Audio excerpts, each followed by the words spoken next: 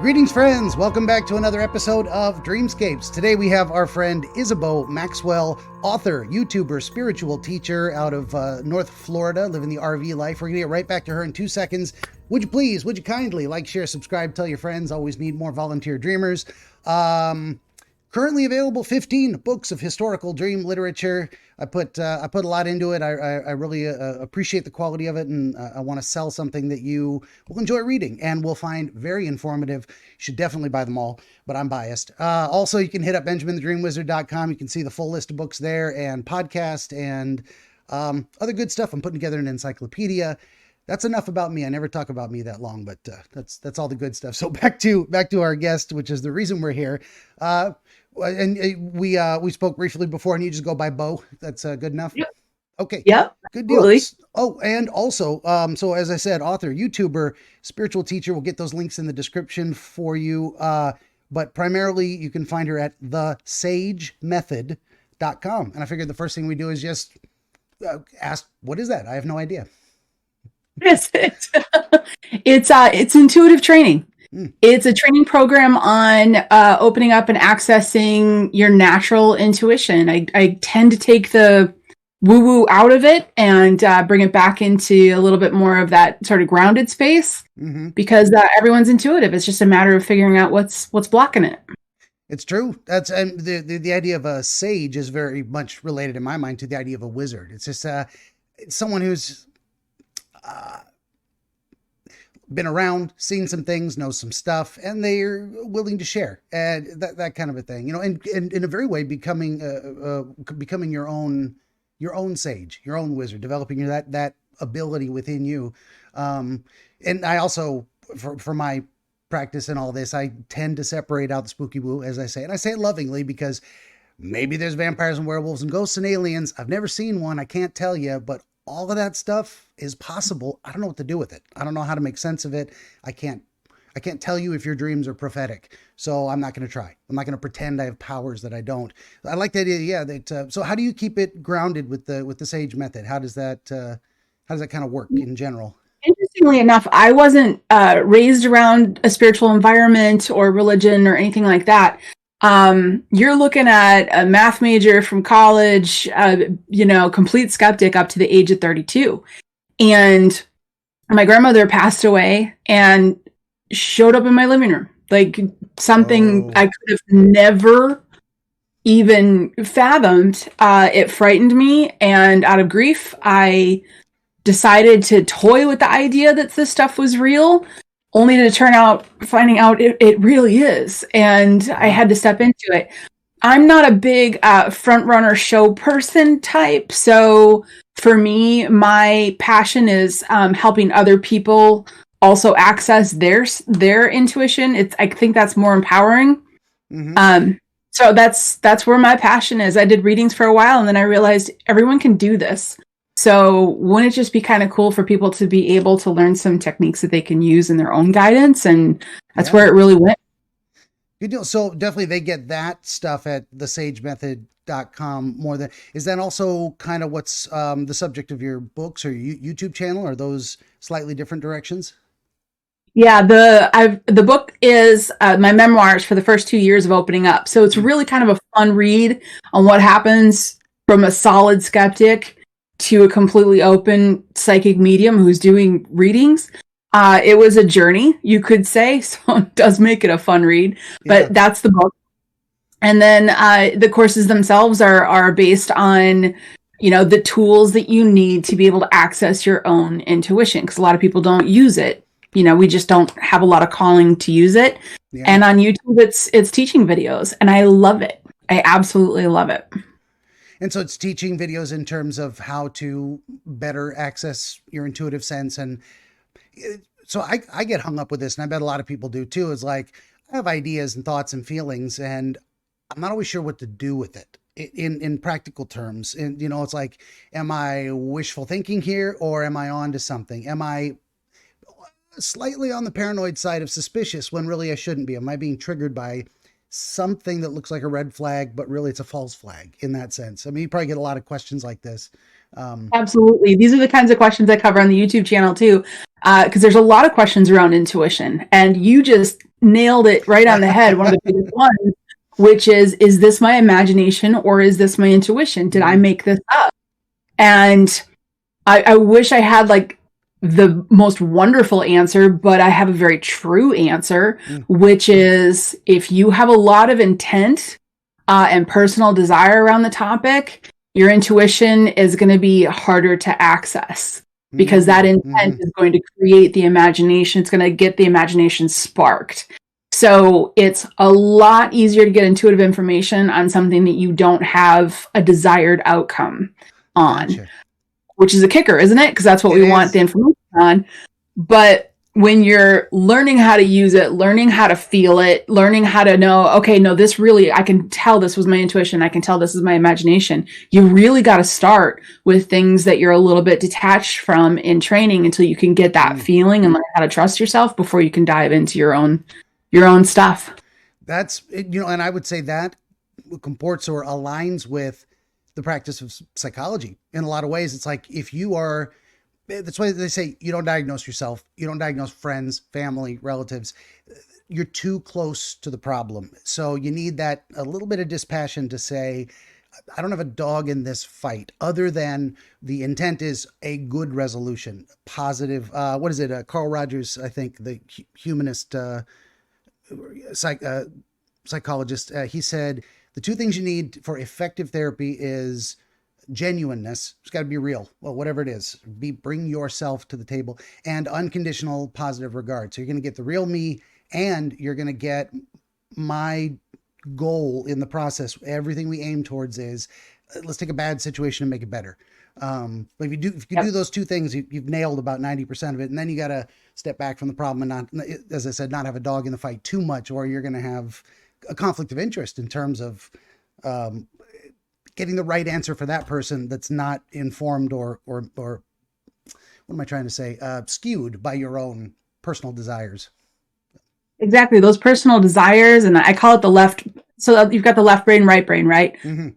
And I like to use the analogy that the right brain is like the mail carrier giving you the intuitive message, and the left brain's like the dog trying to bite the mail carrier. So if you are thinking too much, if you're, I wonder, maybe this is it, blah, blah, blah, blah, it's harder to trust that intuition. So when it's solid intuition, it will come out of nowhere.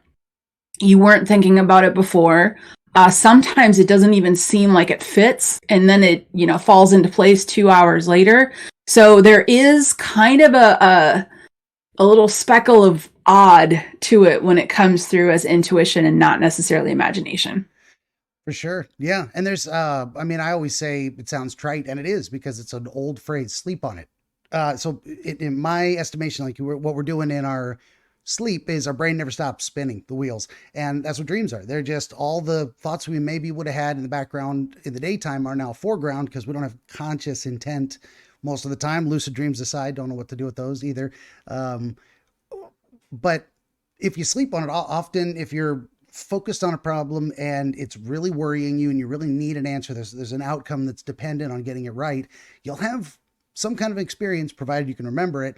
And even if you can't, like I've gone to bed, have no memory of having a dream, and I wake up the next day with a much clearer perspective on the question itself. And now that I can see it completely, like the answer is obvious. And so it sounds like you're describing something very similar in terms of giving it time to percolate, as I say. Exactly. One of the tools I teach the students is to do nightly evaluations, 5 minutes, 10 minutes before you go to bed. Think through these tasks that you're trying to improve on or heal or work through. Go to bed, let yourself rest, and let your subconscious work on it at night. It really, there's a whole lot of truth to that. And also, I tend to very much trust intuitive messages for myself that come right as I'm falling asleep or right as I'm waking up, because you're kind of out of your own way. You know what I mean? You can't sort of, as in that waking state, you're not really analyzing things yet. That left brain is still a little bit asleep. So yeah, those are good times to get messages as well. For sure. And what's happening, again, in my estimation, I'm the dream wizard. I'm not the only guy you should talk to. There's a broad range of study on this, but from what I'm putting together, It is in that transitional period, falling asleep or waking up, where we're letting go of conscious thought and drifting into sleep. There's a strange phenomenon that goes with that too, is like we remember the moment of waking up, sort of, but it always comes with the feeling that we've been awake for a minute and we're just starting to realize it. We don't recognize the moment of falling asleep. We never have any memory of that. I remember it was precisely, I was looking at the clock. It was, 12:52 and consciousness faded. So that's, all right, long story short on that one. But the other side of that is that this goes to one of the books that, and this is why I love these books. My own masterclass, I'm reading historical dream literature and republishing, editing, and putting it in a nice new form, highly annotated, footnoted, reference. I go and I look up dates and peoples and massive multi-page indexes and cross references. Really put a lot of work into these. So, but book number 6, Studies in Dreams. This is from 1921, I believe. 100. So I released the 100th anniversary edition of it. I called it that myself. By Mary Arnold Forster, and she talks about her own experiments with lucid dreams, and she talks about what's called, this all connects, I swear to God, with the borderland state between waking and sleeping. And that connects with a lot of other stuff I've been reading, where it seems like we only remember our dream experiences in those transitional periods. That doesn't mean we're not dreaming the entire night. I think we do, honestly, because what is dreaming other than, in my estimation, again, the thought process that just continues while we're unconscious. But it's as, and again, related to what you were saying, long story short, you're getting these surrender of conscious attention and this kind of abstraction, and the mind wanders on its own in these periods of time. And that's where we get dreams. And that's where we get, I think, exactly what you're describing, these intuitive understandings where suddenly a picture crystallizes. We see something clearly that we couldn't quite get a grip on before. I talked a lot, please. That's spot on. It's like something that was below the surface, the iceberg theory, conscious, subconscious, something below the surface finally bubbles up to the top, and it presents itself in your day, and you can utilize that. I think that for me, my passion is helping people understand that there is something underneath there. Do you know what I mean? There is information that can come out if you are able to sort of breathe through it and focus on it and understand, the left brain, right brain, how all of it kind of can get in the way. And it takes a little bit, but yeah, that stuff does bubble up. Powerful. Yeah. And I think you're right that it is something more people could access if they were kind of aware that it existed, and that there were methods to increasing the likelihood of that. It's hard to make any guarantees. People differ, situations differ, dedication levels with the exercises differ, but it's not like only a select few and only those born with rare talent and such, that kind of stuff. Thank you. Yes. Can I just emphasize that? Because that's a huge one for me. I've never been a fan of people using the word gift for intuition, because it's like, no. I mean, if I can open up, anyone can. I was the furthest away from this. I am type A, analytical, still kind of skeptical. I approach things that way. And if I can open up, anyone can. And I've watched thousands of people over the years, because I've been teaching this since 2007. I don't remember. It's been a long time. Yeah. And we need to normalize it and remind people that they have that inner guidance. The fun thing that happened for me when I first opened up, because I was really uncomfortable telling people that I was, communicating with, spirits, or however you want to phrase it. I was very uncomfortable because that wasn't my world. That wasn't my circles. And I started to realize that every person I would say, they'd say, "What do you do?" I'd say, "I'm a medium." They'd say, "What is that?" Because this was back before it got real trendy on TV. Yeah. And when I would explain it to them, many times somebody would say, "Well, I don't believe in that stuff, but," and they always followed it with a but, and they always had an experience. But there was this one time. And so it's like, we've all had an experience. It's just a matter of, do you go toward it or away from it, Yeah, for sure. And I think what I do is probably more related to the way you're expressing your concept of intuition, combined with that distance from it. Like, there's a strange thing. It's like, it's maybe more difficult to analyze your own dreams. I don't think it's impossible. I think it's just more difficult. So I think, honestly, if people watch enough of my videos, this will be episode 99. I got a whole catalog out there for you. You can learn to do this. And it's very much just kind of going with the things that pop into your head. Sometimes I can't deny that it helps to have someone, it's not guiding the process necessarily, but asking questions that you wouldn't maybe come up with on your own, returning to link things together that, and that's where I start getting the intuitive thing is like, and you talk about, lovingly, again, the spooky woo side of things. I don't know where this comes from. I don't know what this is that I do precisely. I think I've got training and practice and experience and all of these things come together, but I've been calling it my autism. I just have this kind of abstract mind that goes all over the place and never stops spinning. But things kind of, it could come from God. It could come from spirits or the muses. The Greek muses really inspires me. That idea of where does inspiration come from for songs and theater and dialogue and all of these things? Just something lands into place. And I've played guitar and compose songs and whatnot. It's like you get a thing, and all of a sudden you start hearing lyrics. You're like, oh, that's what I want to say. That's how I want to say it. And it just comes together. And like, before you know it, you get a song. It didn't exist before. That's the act of creation. So it's kind of what I'm trying to tap into is this very practical, like you say, very, very grounded, even type A-ish, very organized type of thing. I got to process, but somewhere in that process, got to let go and say, this feels important. I'm going to come back to that, and I'm going to throw some energy into it. I'm going to look at it from different angles and see what I can come up with. So, and then I just tend to ramble. So I leave you with a question there. No, true. I need to understand how something works. Like that's how that's how I keep my calm as I figure it out. Like, how's it working? And after my grandmother showed up in my living room, which to any skeptic listening to that can imagine was not my favorite day. That was a very frightening day. But I went, okay, let me figure this out. So I started going to classes, and I was like, I'm going to take a psychic class. I'm going to take and every single one of them, they were like, well, just, meditate and just whatever comes up. And I'm like, no, I want to understand, how is this working? Like, I need to understand it. I need to understand sort of concepts around it so I can grasp those concepts. And I think that they help. They really help. And that's my job, is to take, someone like you, for example, that says, I know I'm using it. I've had enough moments. I just don't, I'm not quite sure how it's all going down and flowing and stuff. And for me, my job is to take the woo-woo out of that and say, okay, here's some frameworks for you to align into your own path, not somebody else's path, but your own path, and get rid of all the labels.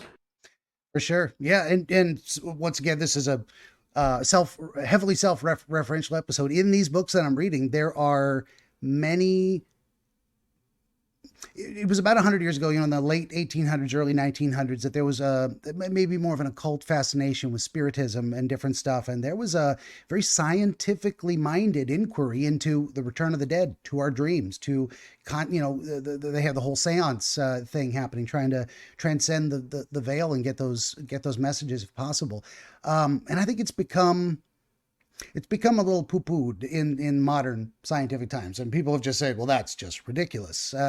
I don't know that it is. Like, what I say is, I don't understand it well enough to tell someone what it is, to tell them I believe I understand it, or to tell them how it works or how to make it happen, that kind of stuff. But I don't dismiss it as necessarily impossible. But I did want to ask, and this would probably have been a natural thought for you too at the time, when you saw your grandmother, you said, you're pretty sure you weren't dreaming? And not that may change anything, but... fair question. Yeah. Totally fair question. She passed away in the middle of the day, and my husband and kids went to the grocery store, and it was the middle of the day. I was awake, standing up in my living room, and it was empty. There was no one else in the house. And I was trying to make a decision, and she showed up. Actually, it's also important to say she showed up in front of me, because a lot of times we can catch something out of the corner of our eye and we think it's something like that. But she showed up in front of me. It was so specific. She was about 70% solid, which is the thing that really caused me. I mean, I remember flying back and hitting the wall because my only concepts in my mind were horror movies and, things that go bump in the night. That was scared the hell out of me. Yeah. Yeah, it scared the hell out of me. To be honest, it scared the hell out of me. And she was standing sideways. She turned and looked at me. She winked, she smiled, and then disappeared. And I remember I remember, this is funny, Benjamin. The first thing I said was, if that was you, don't ever do that again. Like I went right into like boundary setting mode or something. Yeah. I understand you had good intentions. I'm not mad. This is not okay. Not gonna do it. And then I instantly went to, that was grief. I created it in my mind. It's a hallucination. Yeah. The very next morning, my husband, and speaking of dreams, the very next morning, my husband said to me, I had the weirdest dream last night. Your grandmother was in it. She was wearing this blue short sleeve button down shirt. And I just froze because that's what she was wearing the day before when she showed up. And so that was the exclamation point. That was the thing that went, maybe you should see if this is something, because that was the bizarre, not her showing up, of course. No, skeptic here had to have another living human being, say, hey. People have a lot of, it's not unusual for people without delusional disorders or schizophrenia to have hallucinations. I mean, these things happen. There's mirages, there's visual distortions and auditory distortions that come out. One of the most common things is hypnagogic and hypnopompic hallucinations, which are the hypnos gogos as you're falling asleep, and hypnopompic, I think, as you're coming out of sleep. Fuck, I always get them backwards. Anyway, one of the two.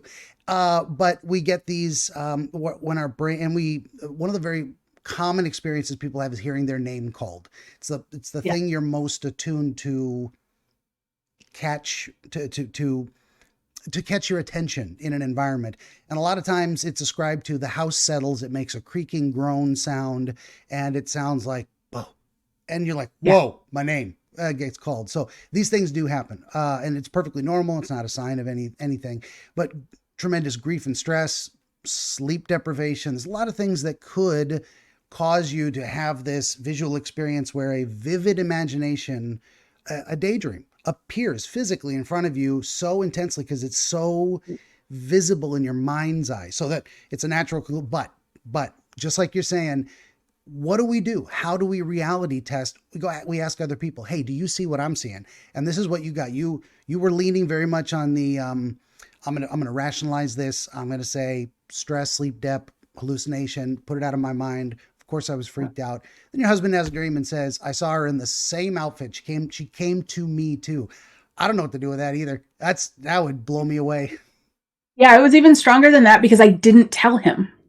Yes. I didn't tell him. I didn't want to tell him. I was already dealing with being just so hurt and sad and grief. I didn't tell him, because I lived in the circles and in the world of, if you said that, you're crazy. So that was the thing that I think that was the reason why it was such an exclamation point, because when he woke up the next day, he was actually just telling me the casual story about the dream he had. So it was so independent information, uninfluenced by a story you told him. You didn't tell him what she was wearing, that you appeared in the living room. That's amazing. And then I told him. Then I was like, oh my God, what is this? Yeah. So, and then she started to work really hard at providing proof. People say, well, can you absolutely prove something intuitively? No, it's not in this concrete world. And if we were supposed to be able to be given that detailed of answers, we would. It kind of goes against the whole purpose of being here. But you can get enough information that you end up saying, you can't make this stuff up. You just, and it turns into that where the tipping point for me was months later. So it wasn't like it just turned on and I was all of a sudden, intuitive.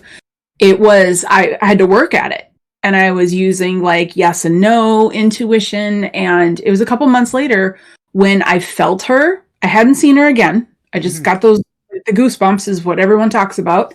And I said, okay, if this is you, and I remember saying, you'll appreciate this. I remember it was in my car and I said, if this is you, I love you, hon, but I think this might be my grief. I'm not getting enough proof. I have 2 kids to raise. I need to make sure that I'm, mentally okay.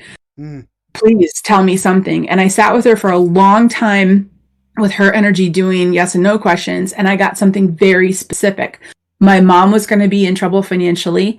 She was going to call me for help, but that a friend of hers would help her instead. Wow. And I thought, okay, this is specific enough that when it doesn't come true, I can go get some help. And hours, maybe just a few hours, same day, my mom called and said, hey, I need some cash. This was way back in the day when we didn't have, we couldn't transfer money over the phone, but she said, I need you to go to your bank, get some cash and bring it to my bank. And so I said, okay, mom, I'll go do that. I hung up. I went and got cash. I was driving from my bank to her bank and I went, this is possible. This isn't out of my mom's realm, right? So this is just a coincidence. And I pulled into her bank parking lot and she called back and she said, don't worry about it. My friend took care of it. Wow. And I went, holy crap. Okay, I'm on board. Here we go. And then it's not constant proof like that. That's not what intuition is about. But I've had years now of experiences that you can't really write off. For sure. Yeah. And, so me calling myself a wizard, it's partly real. I think the archetype of a wise elder who's interested in being of benefit to the younger generation is a very real thing. There's the other side of it, which is the what we might lovingly say the spooky woo. There's casting spells, conjuring whatever demons, etc. And there's some people who have a religious objection. They're like, wizards, witches, the Bible says no. So I'm like, well, I'm not really casting spells here. I'm doing psychology. It's a different thing, but I like the metaphors, and that's what dream interpretation is to me. It's all this metaphorical, symbolic stuff. So it fits, and it's a branding. It's all that. So I wanted to ask you if you had religious objections to that in your life, if you were religious before you were spiritual, and you had to overcome some difficult, like, am I getting communicated with by demons, or was that never in your wheelhouse?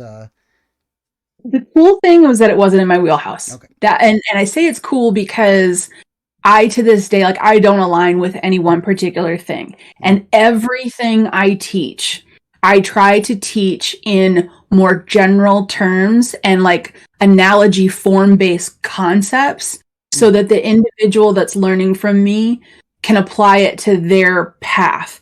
I am avid about not everyone is supposed to be on the same path. So, I'm an intuitive. I've done crossing over work for 15 years or something like this. I've never seen a demon. You know what I mean? So I've never been invited to this concept of go here and there's hell or whatever, but I'm not going to discount somebody that has.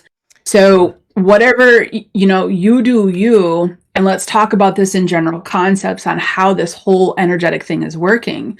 I love quantum physics, as you can imagine. Yeah. I love that they're starting to, measure the weight of the body, pre-death, post-death. They're really starting to look into out-of-body experiences. And all of my teaching is about take your path and these concepts and apply it to your own growth so you can advance. But I don't align with one particular thing. And I also don't really poo anything. Yeah, I do. A little bit, some things. Yeah, there's some things I just can't buy. It happens. My way is the only way and you're wrong. That's something that I poo-poo. I don't have any time for it whatsoever. So no dogma. No dogma for me. Just you're human and you're a spirit and you have intuition. Here's how to access it. That's kind of that's my flow. Well, that's my thing too. I'm not as you got to have a certain level of self-confidence to do this. Put yourself on the internet and say, I think I know what I'm talking about. Let me show everybody, to be applauded or mocked, either way. But I don't get into the ego space of I have all the answers. Only my method is the best. I have a complete understanding of anything. I'm none of that. I have no idea what I'm doing half the time. I'm actually, in some ways, happy to be completely mystified by my own process. As long as I can do it and it has positive results, in some ways, I don't care what it is. So you may be in a similar space. I suppose, we were talking about quantum realities, and there's multiple dimensions and stuff. So I was listening to a podcast the other day, and they were talking about the old example of a flatworm kind of lives in 2D, and you put a ball through the surface of the water, and this thing that doesn't exist suddenly starts to appear. It gets bigger, it diminishes, and it disappears. And all the flatworm saw is something that would blow its mind if it had one. It sees this shadow, this shape appear out of nowhere and disappear back into nowhere. But we know 3 dimensions. It's a ball. It passed through the surface of the water. That's all he can see. So what if, and it's almost certain, it seems highly likely there are planes above us where there's 4D critters and they're looking at us like, look at those little 3D guys. Aren't they so cute? They have no idea what's going on. And then that lens, oh, what is it? You listen to guys like Joe Rogan and whatnot, and they talk about, dude, DMT, man, you see machine elves. I'm like, I don't want to see machine elves. I don't know what that is. That freaks me out. The idea of, I don't know what they're talking about, but it's possible there are entities that are benevolent or malevolent on another plane. But you personally, so I've never had contact with them. I don't know what I'm doing in that regard. But you've never had voices speak to you where you, or intuitions come to you that led you down to bad results in that regard, like where it seemed like malicious. Nothing that's led me down. I'm too stubborn. I'm that mama bear energy kind of person, right? Yeah. And I also don't have a whole lot of time for, manipulative type behavior. I have run into spirits who, do have bad energy, and this is what they're not bad energy, but the bad intent, right? There's an entire crossing over process. And what happens when we get to that other side, right? Above the water, flatworm gone. When we get to that other side, we shed the linear time. And that's really the key piece, that if people could look at it from that perspective, it opens up a whole bunch of doors for us. When we're in a human body, we're on linear time. When we let go of the human body, we're no longer limited by time. And we cross over to the other side. Now, in that transition, if an individual doesn't let go of the entire human experience and human mind, then that's what people consider a ghost that's haunting something, because it's an individual that can affect us here in this agreed upon reality, but is also still kind of thinking in those linear mind frames. So it might be actually really interesting to you with psychology, because there's a lot of psychology in the death process, and there's a lot of psychology crossing over. So I have run into spirits that were angry or frustrated, or we're trying to harm others to soothe themselves, which you understand that whole concept. Yeah, that's what a lot of people do here in the world. That's what a lot of people do. Yep, exactly. And so if people are being, quote, I'm just trying to use the pop culture words because it's the fastest way to explain it. But if people are being haunted by something that feels uncomfortable or is, scaring them in some way, shape, or form, everything I've seen for years now is it's just some person who passed, who really kind of can't get through their stuff and needs to let it go and cross over and go. But I haven't seen any sort of demonic, things or anything like that. I do believe that there are alien beings. I do believe in that. Haven't had a lot of interaction with them myself. But I do believe there's lots of different types of beings. I think it's a pretty small concept to think that we're the only ones out there. Or that we understand the way it all works. Exactly. Yeah. And so for me, it's the only thing I've run into are individuals who, out of trying to soothe themselves in the process of crossing over, fill in the blank on what the other side is for you. I call it the other side. If they're stuck in some way, shape, or form, then they can affect, the people around. And I've seen that, but nothing is ever, not once have I ever had any like voices or anything that told me to do anything or, Yeah. Like I said, I'm just too stubborn, I think. I think a lot of it is the proof is in the pudding in terms of like, well, that works for my dream interpretation stuff.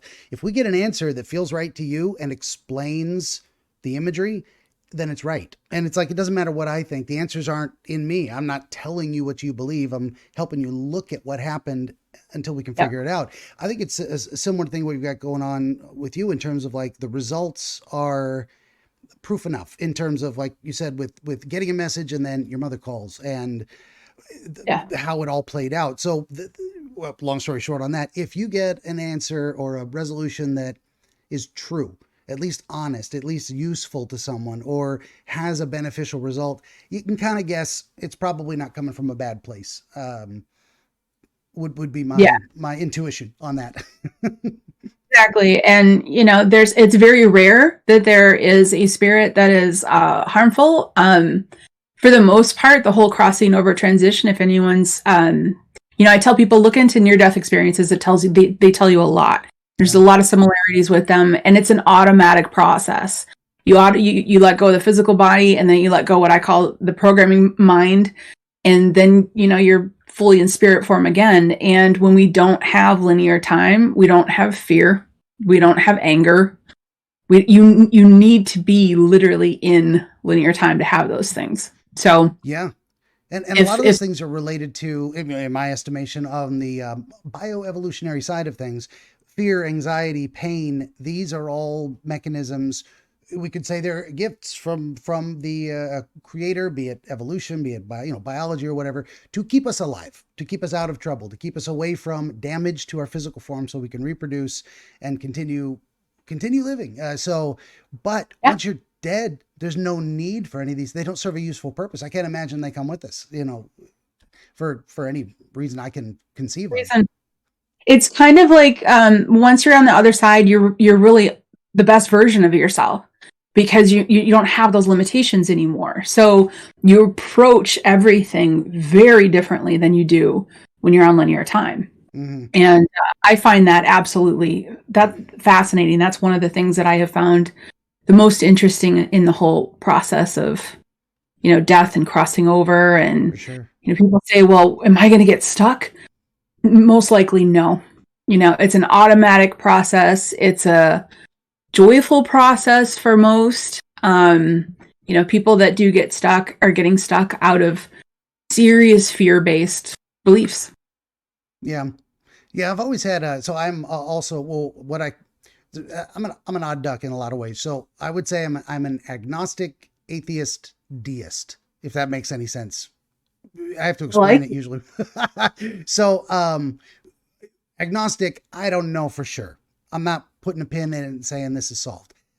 Atheist, just not anti-theist, just I don't follow a particular religious tradition. Big fan of all of them in the gathered human wisdom, before psychology, there was religion. We're trying to explain ourselves and the world, and it all then it evolved into science and a subset. It all kind of started with these explorations. Long story short, deism is kind of like, I didn't make all of this.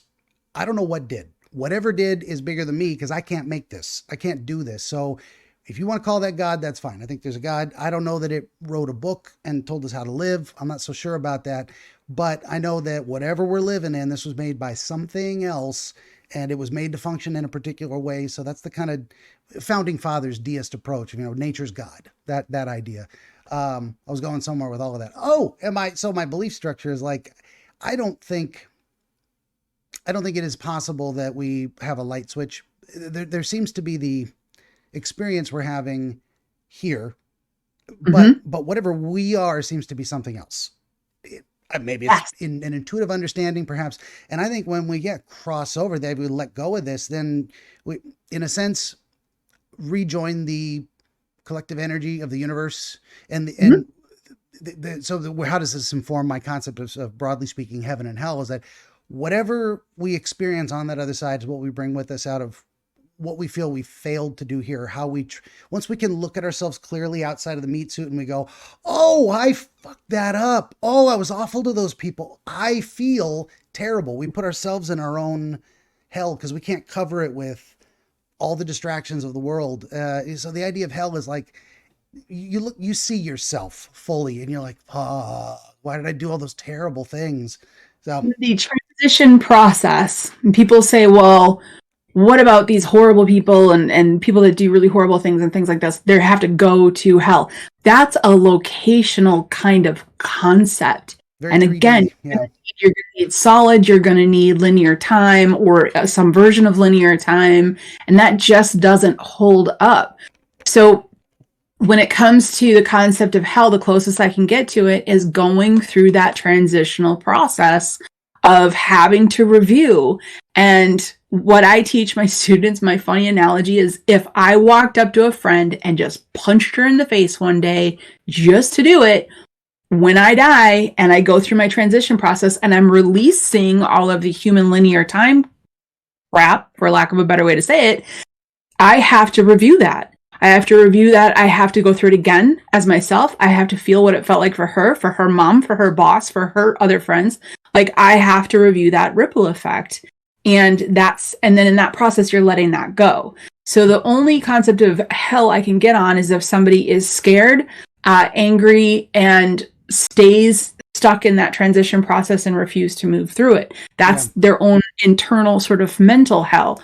But once you cross over, again, if there's no linear time, you can't have hate or anger or fear or fire or, it's for sure. It's just part of it. But and this fits with my concept of the kind of universal soul. So if you're looking at, like, if you combine the idea of God with the Big Bang, maybe there was one coherent, single, intensely dense entity of whatever kind we can't explain. And then I think of like those cartoons where they blow their head up until it pops. And I think we are living in the body of God. This is what makes sense to me. Like, the exploded body and the animating spirit that comes through us seems to be, if you call it, the universal oversoul. And we have discrete experiences.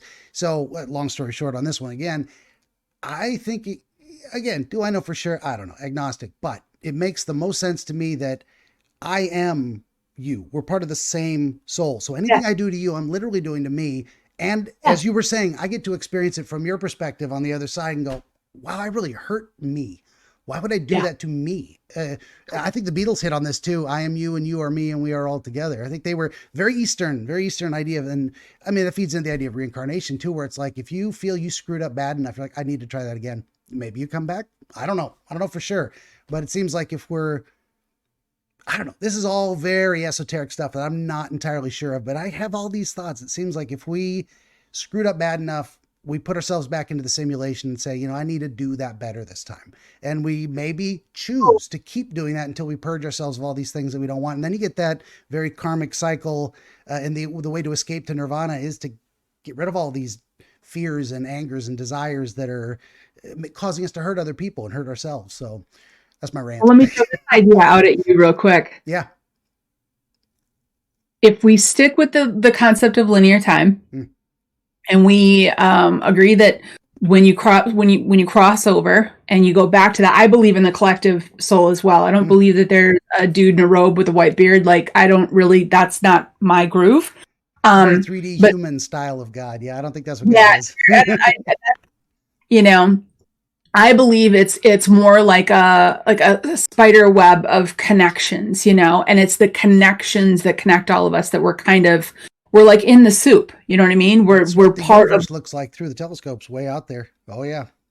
That's exactly what it looks like. In a brain. Whoa. If we're on the other side and there's no linear time, that means that our lifetimes aren't back to back. It means that every lifetime that we're having is all happening at the same time. When I was 2 is happening at the same time as when I'm going to be 48, That's funny. Sorry. That was an internal joke because I'm 49. So, but it's all happening at the same time on the other side. So I don't see past lives actually as back to back to back to back in order. I actually see them as all happening at the same time. It does feel like everything's happening at once. Yeah. It is. It doesn't seem like it to us, for sure. Exactly. And you also touched on a huge key word for me, which is experience. A lot of times people come down here and they start with and it's not that it's wrong, but they start with kind of a more basic idea of we learn as we go, old soul, new soul, that kind of thing. But we're not here to learn. We're here to experience. To learn would be to say that our higher self doesn't know anything. Our higher self is, throwing down little spirits into bodies for a blip of a moment to collect experiences. And we get popped down here. Our body is like a vehicle. The spirit is like the person driving the car, and the engine keeps us on linear time. Yeah, and I love the analogies that a lot of people make to video games. It's like, why would I put myself? And I yesterday, if you watch the stream that I was doing last night, this is where you're recording on Tuesday. It was Monday night stream, and this won't go up till next week. So by the time you see this, anyway, old news. But I'm in a game where I'm stressed out. I'm anxious. I'm fighting creatures. I'm saving and reloading because I die, and I'm frustrated. I can't meet objectives, and I'm like, I'm doing this to myself for fun. And then the analogy is we put ourselves into this life simulation in a way for fun, but for, as you say, for the experience, to tell ourselves a story in a way. I don't know why, but it seems like we do. I'm on board with that. And this is very funny. You get this guy who says agnostic, atheist, deist, weird combination. I'm open to all of it. I'm not going to tell you I know for sure, but these are the thoughts I have that kind of make sense to me. You say it's my intuitive understanding of like, this seems like the way the universe would probably work. It feels like it lines up. And, I think the thing that I had the toughest time with when I started to open up these concepts is I remember thinking, really, then why would I have chosen to have the childhood I had, right? Mm-hmm. Or why would I have chosen? And there are some people that go through absolutely just mind-blowing, horrific, just awful, painful experiences. And so we can say, why would I choose this? But again, on the other side, we're not in linear time making these decisions. And, and sometimes we want the full spectrum. So it is one of those things that I do try to throw out that aspect of it just to kind of honor the people that might be listening going, not cool. Not cool. I wouldn't have picked those parents. And I'm like, well, yeah. I get it. Yeah. And you don't want to tell someone who's, say, a survivor of something very traumatic, hey, you did this to yourself. Enjoy. That's not the vibe. It's not like even if metaphysically, maybe you chose to have these experiences. Doesn't mean it wasn't horrible. Doesn't mean you didn't suffer. Don't take anything away from that. And that's exactly. That's like the movie The Secret. I think it's okay, but I think it's a very basic, like a beginner level kind of way of looking at it. And the one thing I don't like, it's all about manifesting what you do and say you bring more about. And the thing I don't like about that is that what you're saying is that the bad things that are happening to you because you're thinking bad things or, attracting bad things. And that's just not the case. This is not a you're doing it to yourself kind of thing. Yeah.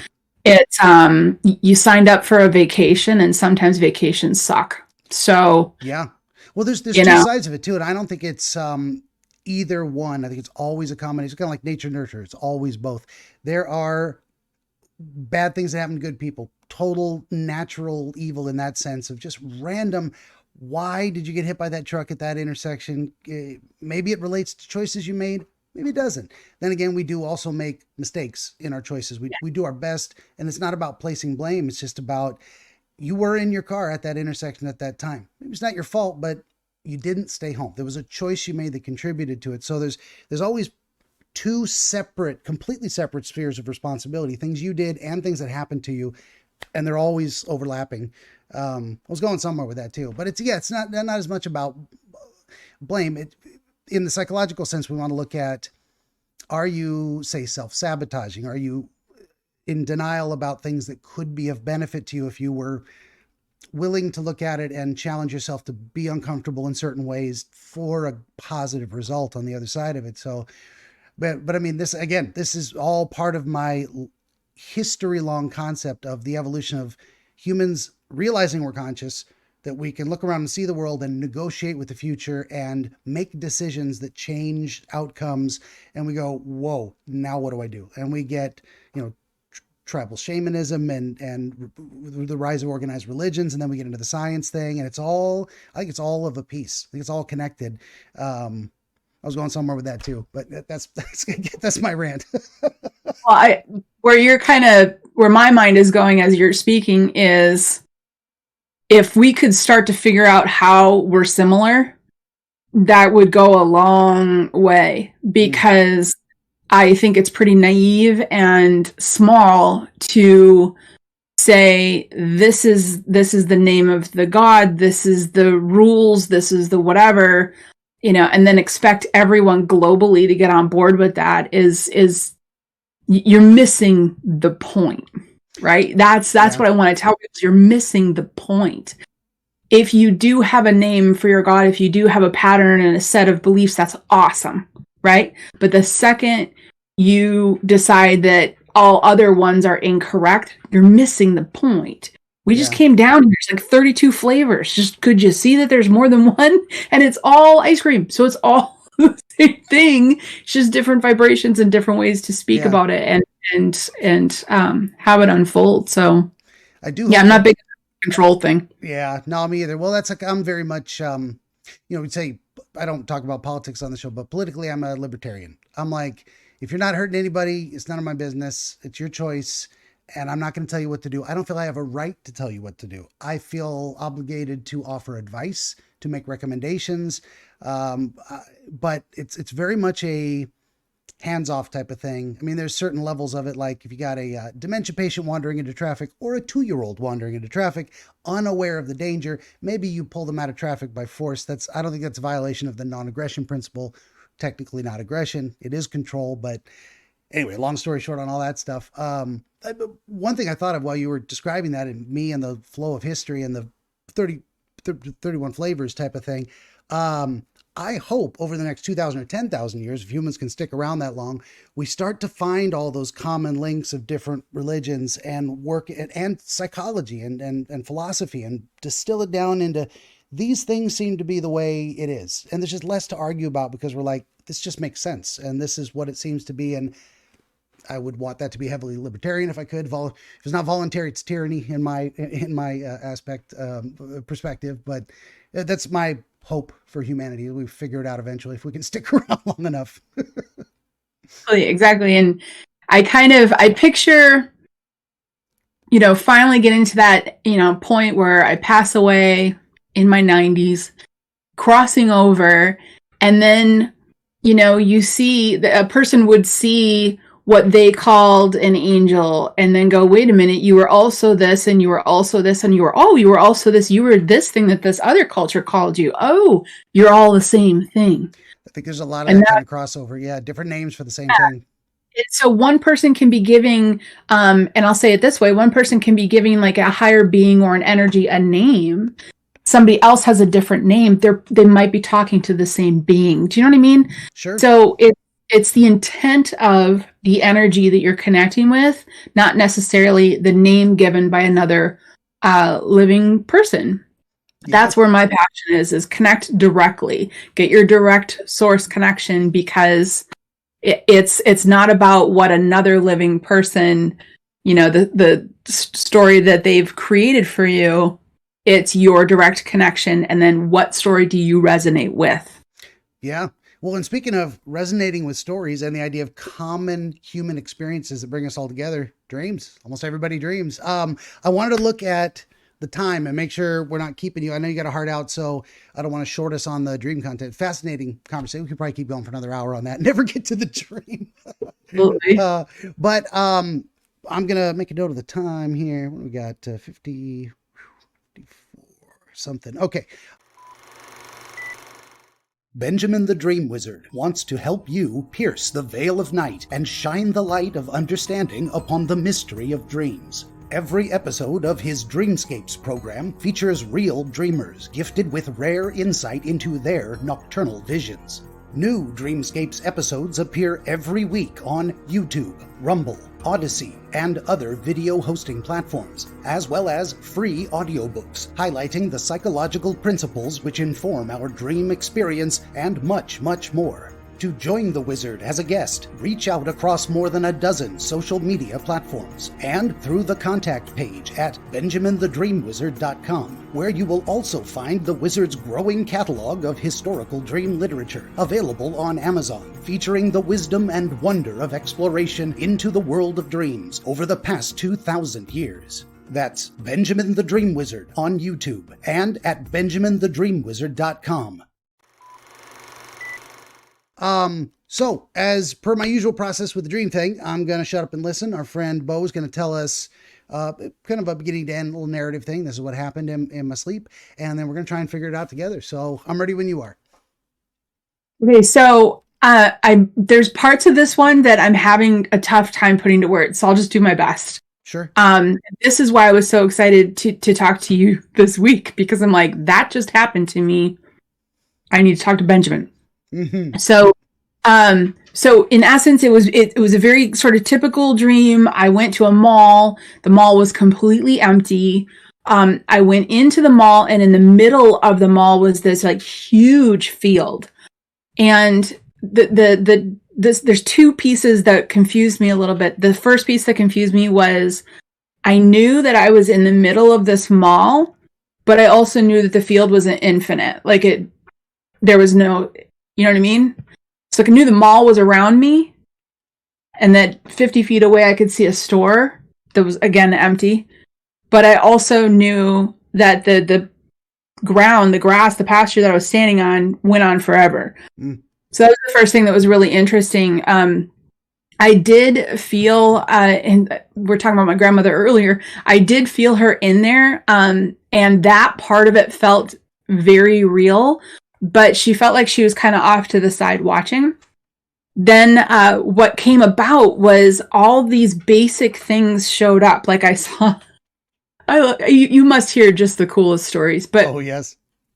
I know this is dreams for you, right? I saw a Volkswagen Bug, right, in the field, and very old style. I saw a raccoon in the field, and then the basic flowers, trees, some water and things like this. Here's the second thing that confused me, why I was excited to talk to you about this. Everything was a particular color, and then the colors would change, and they wouldn't go from like red gradually to blue. It's red, now it's blue, now it's purple, now it's yellow. Here's the confusing part for me. I knew that this color thing was happening, but I don't remember seeing the color. But I remember seeing the color. It's the best way I could put words to it. Mm. So it felt like the whole dream was get into the mall, stand in this grass, and watch everything turn different shades of color, to the point where the raccoon was like a solid yellow, like not even like faded or anything. It looked like like if a ceramic yellow raccoon came to life. And that's what all these things looked like. And I knew the purpose was that they were all supposed to be turning colors, and I was just supposed to just stand there. And then I woke up. Okay.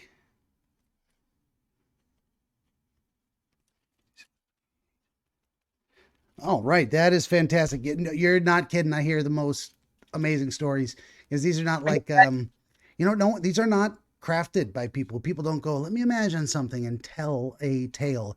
It is just this, it's a weird thing. And it talks about it in the books. Again, once again, by my historical dream literature, this idea that it's us speaking to ourselves spontaneously in a way that we can't predict and yet are entirely in control of, all at the same time. It's a very weird experience. It's we are telling ourselves a story, but in a way where it's like where we don't know the ending, we don't know the path, we don't know the tale at all. We're experiencing it at the same time. I felt like the thing that felt bizarre about it was when it was done, when I woke up, I felt like being with my grandmother felt super real, like as if we went out for coffee the day before. Like it felt like that part really happened, but it felt like all the rest of it felt so surreal that I guess the sentence would be, if I had a chance to talk to her, I would say, did you see that? Like that was the feeling of it. Like that was there looking over your shoulder in a way. That's weird. Yeah. I suppose given your history of communication with her, it's possible if the deceased do return to us in dreams, she might have poked in and looked inside your head and been like, yeah, I see this. What do you got going on in here? What's on your mind today? Yeah, she was a very minor part of the dream. The big part was the color changes. Yeah. And that's interesting too. The idea that it is so, and I've said this before, but I'll say it a million times because it helps to explain things a lot. Seeing something, having a visual impression of it, hearing something, an auditory impression, and simply knowing something is all the same in dreams. You look at a person, they have no distinct features, but you're like, I know that's Jeff from accounting, whatever, if that's in your dream. that means it is. But for some reason, Jeff has no features. So that may be a relevant element. It may not. But so the idea that you do not actually recall seeing colors necessarily, but you knew that they were changing, and you knew by looking at something that it was yellow, whether you could see an image of yellow or not. Mm-hmm. Okay, good deal. Just wanted to clarify that, because that's perfectly, I won't say perfectly normal. That is a common experience. So you're not, Cool to know. yeah, no, absolutely. Yeah. So, I mean, most people, I'd say most people don't dream in color. I don't know that it's a special thing. I haven't been able to tease out why. Maybe I'll come across it. Maybe the studies I haven't read yet, but why some people do and some people don't. And whether there's a difference in a way, like sometimes color's not relevant. In this case, I think it very much is. We'll get into that. Why color and why changing, all of that stuff I think is very relevant. But even people that report dreaming in color are really seeing color. I mean, there's nothing there. It is pure imagination. So anything goes. So the idea that it was a red apple, or that apples are red, you would assume, yeah, the apple was red, even if you never saw the color red, so to speak. I ramble. Sorry. Long story short on that one. So we got to the end of the narrative. So, part 2, we go back through it again. Do you have a memory of approaching the exterior of the mall, or where did you first appear? Inside already? That's a great question. I felt the handle. I remember feeling the handle. I think I was I was literally opening the door when it started. Okay. So there's I didn't arrive. I felt the pull. So I knew I was going in. Gotcha. And when you think of this space, is it kind of a specific mall, or an amalgamation of, mall type places? I think it was probably the mall that I went to as a child. Yeah. Okay. I mean, it looks very similar because it didn't look very modern, and the layout and everything looked very similar to the one that I went to as a kid. And how old were you then, roughly? That would have been from birth to, when did I leave there? 20. Okay. Covered your entire early it was the mall childhood development. Oh, yeah. Say again. Sorry, I talked over you. No, that's okay. It was the mall that was like a mile from my grandmother's house. Okay. So again, a connection to grandmother there. I mean, it's close to her physically in the world there. Any distinct features of moving towards the center where the field is that stood up to you? I mean, stood out to you.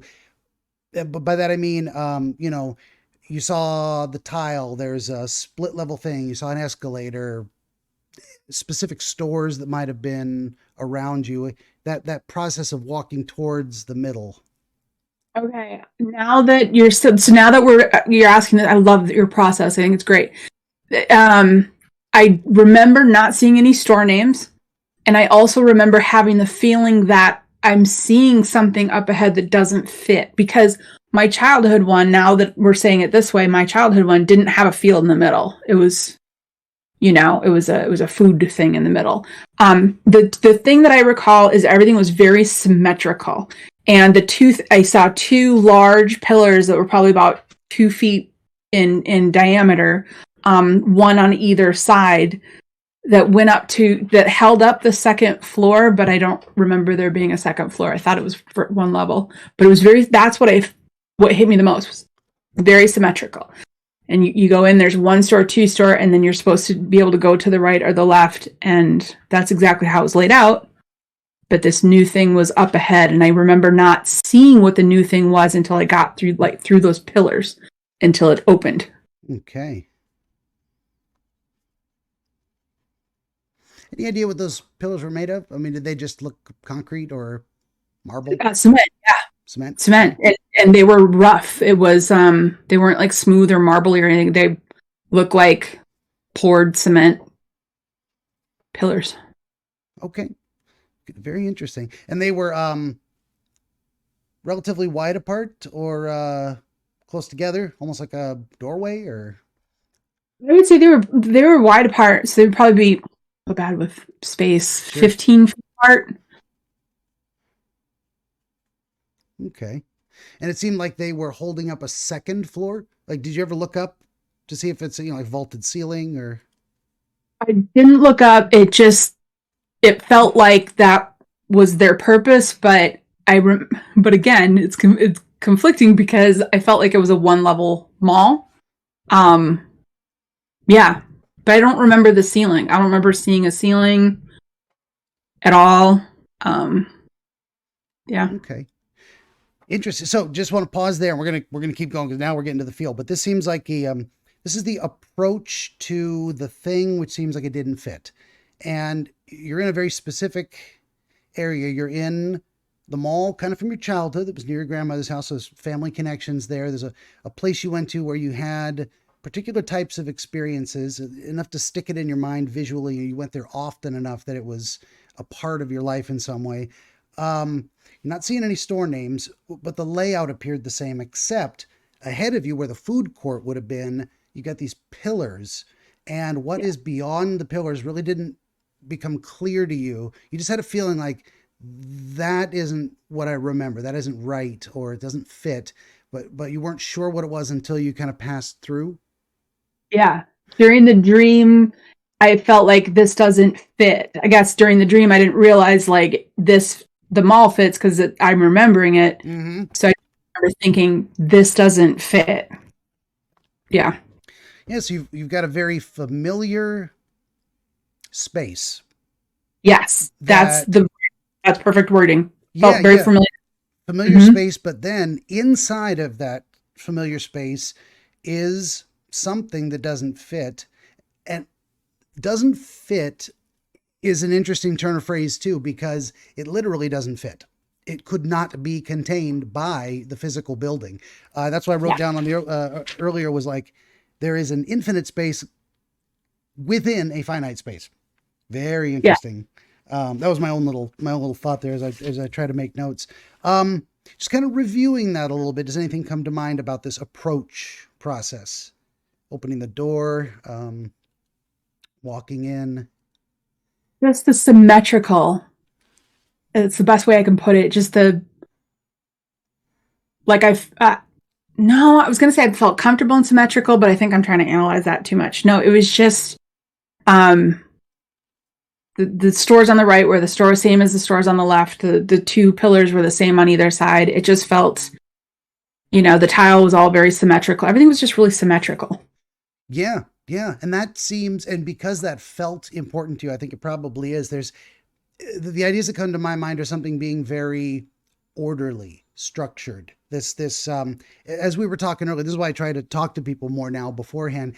The idea of maybe your very analytical mind, and now you're Yeah. approaching something that just doesn't fit with this symmetry. Like symmetry is almost something that has to be by design. I mean, it occurs in nature, but certainly when humans do it, it's not an accident. It is on purpose that we make things exactly the same length and width and height and make them in pairs, left and right, the same. Um, but you're approaching this thing that doesn't fit. And when you think of it that way, in terms of like you're leaving a space of symmetry for a space that cannot be defined, a space that is very much more natural, organic in a way. It's something that is not human created in a sense. It's a field. It's the natural world. And there's some things over there and there's some things over there and there's no order and symmetry in this field. Yeah.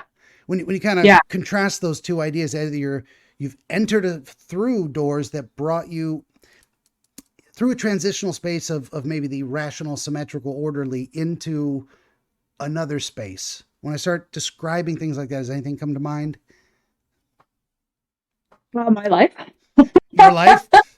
I think there are some parallels there in terms of Was there the journey from going from the skeptic solid 1+1 is 2 mathematician mind frame to being open to such fluid concepts that never had a completion to them. When I went through that, I mean, I sought therapy because it ripped away all my comfort. yeah. Yeah, I bet it would. I mean, there are experiences we have that are paradigm shifting Yeah. After that experience, we cannot see the world the same way we did before the experience. We are almost two different people in some ways after certain experiences. And sometimes we aim for that in life. We're like, I want to change. I want to grow. I want to be different. I want to break out of my mold. Get out of the rut, the routines. Sometimes we do that on purpose. Sometimes it happens involuntarily. And if it's a big enough change, it can be terrifying. It's like, we look at the world as almost a physical map of objects we understand in their relationship to us and each other. We know what a river looks like on the map, and we know the little mountain icons, and we can navigate the world. And sometimes those paradigm shifting experiences, it's a whole new map. Like, I can't even read this. Now I have to learn how to understand these new symbols and this new arrangement. Very, very much physically, like moving to a new city will do that to a lot of people. I don't know where to buy my coffee. I don't know where the post office is. I got to figure all these things out, and then you can kind of get organized. Anyway. Really interesting you bring that up. Sorry to interrupt. Please, anytime.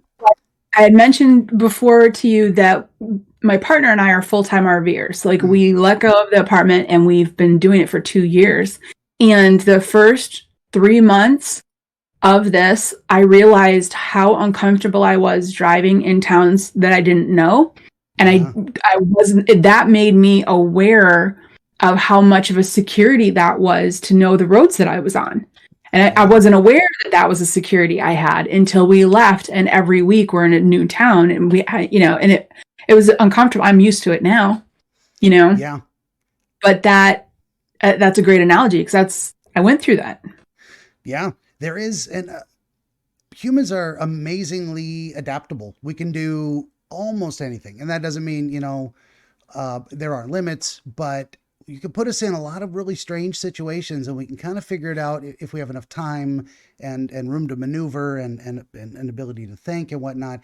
So even the idea of getting used to constant chaos, you would think if chaos, every time there's new chaos, we got to reorient. But now we have the pattern making ability to say, oh, chaos is coming. Here's how I address new chaos. Each time new chaos comes, bing, new pattern. So, okay, I'm not drawing any conclusions yet, but this is all great. Please interrupt me anytime. Go, whoa, I had a moment. I had a thought, and this is important. It feels important. Just cut me off. I'll ramble if you don't tell me to shut up sometimes. Do you remember having any specific experiences passing through the pillars? No. Nothing. You just kind of walk through, and then what was that like to get the first view of the new environment? I was past the pillars when I saw it. So it was like I had to get past the pillars.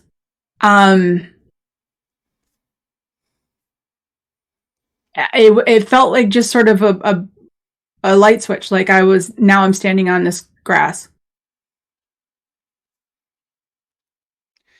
Like, I don't recall stepping onto the grass. Gotcha. It just was, now you're here. Fair enough. And this is also something that is very common in dreams, is like there are segments, and then there are what I call kind of hard cuts. And I used to, in my notes here, I put a little delta, like new scene. And you think of it like a movie, fade to black, fade back in. Or what is it? Law and Order? Doink doink, the Bronx, 10:35 a.m. So that is very common too. So what am I trying to say? It segments off our ideas. It's like it presents to you, here's one kind of complete idea, and here's the next one connected to it, inspired by it. Here's what you need to see first, and then the next in like a chain of thoughts. And it's very, very common in dreams where there can be many jump cuts like that, where it just, now you're somewhere else. Even if literally, I am still inside the mall and pass through this transitional, and there's something metaphysically, like a portal. It's passing through pillars. There's something very boundary-like about that. Like, there is before you step through, and there is after. It's a divider between two separate kind of things, maybe, or moving from one experience to another. Very, very much that stuff. I don't know. sometimes I just say these things and throw it out there and it percolates, or you have thoughts on it. Either way, I don't know if thinking about it like that gives you any ideas in terms of the connecting link between the two and why the transitional space was necessary at that moment. I might be putting you on the spot. This might be an unfair question. I don't know. I think if I had to look at the transition of walking through them, that I had the feeling like, and you kind of talked about this a little bit, but I had the feeling of they were there and now they're gone. Like, I didn't have any like feeling of, oh, they were behind me now or anything. It was just they were there and then they were gone. And that would be, but not the mall. You still had the feeling you were inside the mall. That's the weird thing. So right when I'm on grass, and I remember it was like seeing two different things at the same time. Yeah. Like I knew that the grass went on and on and on. I mean, like one huge globe of grass, just nothing else on it but me standing there. But then if I paused long enough, I could see them all ahead of me. I never looked back. I don't ever recall looking back. I remember thinking this is a circular mall. Well, square, but circular. Yeah. One that you could walk around kind of thing. And I remember thinking distinctly, I'm in the middle of this mall and I can see them all, but I can't. Okay. Yeah. And just like flying in dreams, I mean, we have not the physical aerodynamics to accomplish flight like a bird, and yet we do. And it doesn't have to make any sense. It happened because you dreamed it. So it isn't necessary that these things be rational. And it's more of those conceptual things like I am still inside the mall. That it's something your mind needed to understand. You're still inside this larger framework of understanding, but now you're experiencing something else in there, which seems, and you say it just goes on and on, a giant globe of this, an expanse that is impossibly large for the space, Doctor Who TARDIS style, bigger on the inside. So there is something very much, go ahead. I'm thinking of that. Yep. Yeah. Yeah. And again, that brings me back to the idea of that there is something infinite that is now contained within what should appear to be a finite space.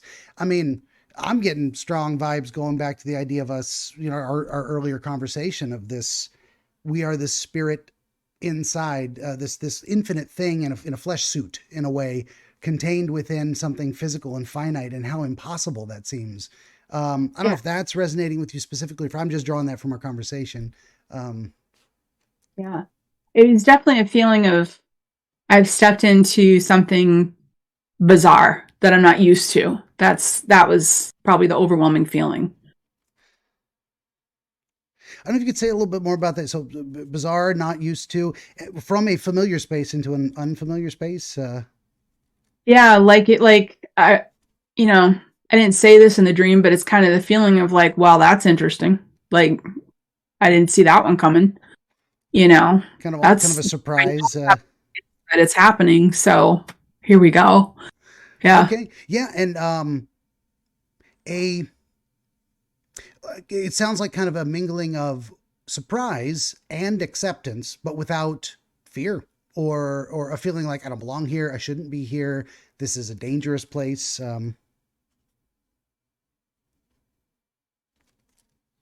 Yeah. Gotcha. And here we go. We've just walked past the pillars, and your jump cut, maybe a little fade to blackish. You're still inside the space, and now you can kind of see. And you described initially like in a giant expanse of grass. You said like a field. So when you say that, is it like public park mowed grass? Is it kind of tall waving grass, like wheat field? What kind of field? Yeah, it would have been a field that would have been mowed and then grown. So it needs to get mowed again. Because I remember, isn't that funny, the things you remember? I remember seeing the tips of the grass and they were pointy, but the grass was very soft, very like backyard lawn manicured kind of feeling. There was no difference in the patch of grass that I was standing on versus one that was 10 feet in front of me. It was all the same. Okay. So there really wasn't any variety. And then just out of nowhere, there's the car, you know, and then over there, there's this raccoon. It's like, okay, Did they? And that's it. they appeared in that order. Yeah, I saw the car first, and then I saw the raccoon. And the way you were pointing the car was off, say, to your right, and the My raccoon was right, to the yeah. left. How close were they in terms of to you? Like if you were to look ahead and say, well, this one was here and this one was over here, a little further away off to the side. Well, that's interesting. They were both the same distance. Okay. I would say 50 feet.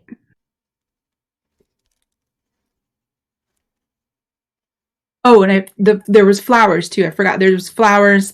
And I had a brief idea that there was a tree, but that didn't really stand out. But the flowers were very uniform as well. They all like look the same. I'm not very good with flowers, but Sure. we'll say daisy, but it's not. And they were all very solid color, just like the car and the raccoon situation. When you say uniform, do you mean all the same kind? The flower was the same kind. All the flowers were different colors. And Okay. even like the stem was like, so if the flower was red, all of it was red. Okay. Interesting. Yeah. Because when you said uniform, that could have meant they were in nice, neat little rows. But were they, or more kind of scattered, like a field of naturally grown flowers, or She's sporadic. I would sporadic? say that they were all like 6 feet apart from each other too. It was not a lot of them. Just there's one, there's another one, there's one, and they looked almost plastic, you know? Interesting. Yeah, but they also had the feeling that they were organic and alive. Yeah. Okay. Mm-hmm.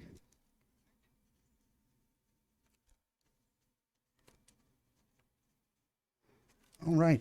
Interesting. That would you say there was almost a uniformity to the raccoon and the car in terms of like were they equally distant in front of you and equally far to each side, almost like the pillars? Yeah. Yeah. Okay. And neither of them were moving.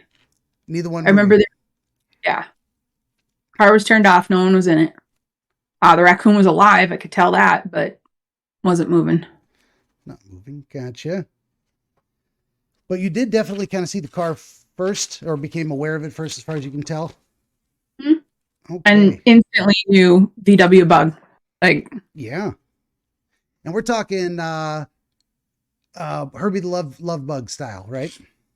yep. And any distinct features, like was it with or without wheels? Was the bonnet on the the hood open, windows rolled down, car doors open, condition of the vehicle, any kind of descriptive? Solid top. The tires, I don't recall, didn't look like. I guess if I had to say distinct features, it looked immaculate and spotless, like it hadn't just come off the road. It looked like a brand new VW Bug, solid top, and I don't recall like a sunroof or anything. I could see through it. The windows weren't tinted or anything, but it was in pristine shape. Nice. And unoccupied. Unoccupied. Yep. Did you have any? Right. So I was looking at the side of it with the front facing to my right. Yeah, that was the other thing I was going to do is ask about like the orientation. So it was actually facing towards you, but a little pointed off to the right-hand side, so kind of at an angle.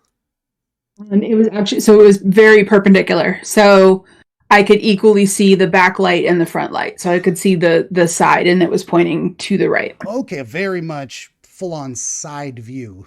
Okay. Yeah, I think I'm getting confused because it was off to my right, and then it was a solid side view. So like if it was to drive away, it wouldn't drive that way. It would have driven gone kind of at an angle past you and away. Me, right. Gotcha. Okay. I don't know if that's relevant. I don't know if any of this is relevant. That's why I gotta get the vision first. Got to see it through your eyes as much as I can. Otherwise, I would have thought it was pointed towards the raccoon. That's the vision I had in my head. And now, so I clarified. That's good. Pointed the other way. What about the raccoon? Is he facing a particular direction? Similar, symmetrical, opposing direction? car. So So the car and the raccoon would have both moved the same way if they were to go forward the way they were facing. yes, because when I'm looking at the raccoon, it's out my left side, and I can't see his tail end. I can see mostly his right shoulder and face. And he wasn't moving, but what kind of posture was he in? You know, he's on all fours. He's sitting up. He's got his head cocked. He's curious, flicking his tail. Anything? I would say like halfway between all fours and sitting up. So like maybe just the front 2 feet lightly touching the ground. But not really doing anything, just looking around.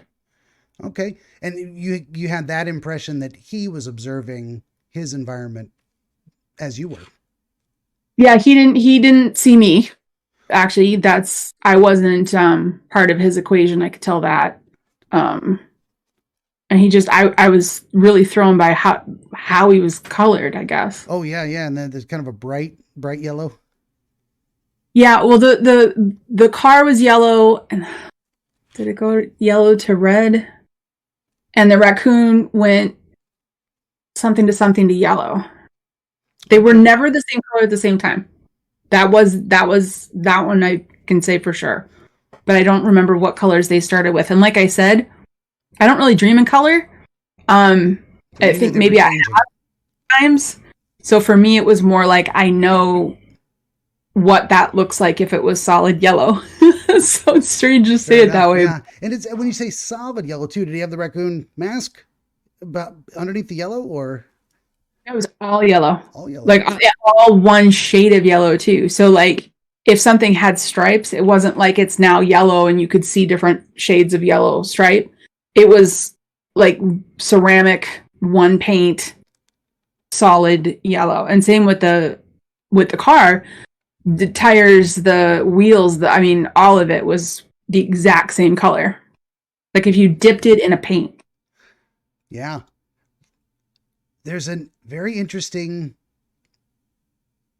to have something so you have something artificial and something natural in this infinite grassland type of space.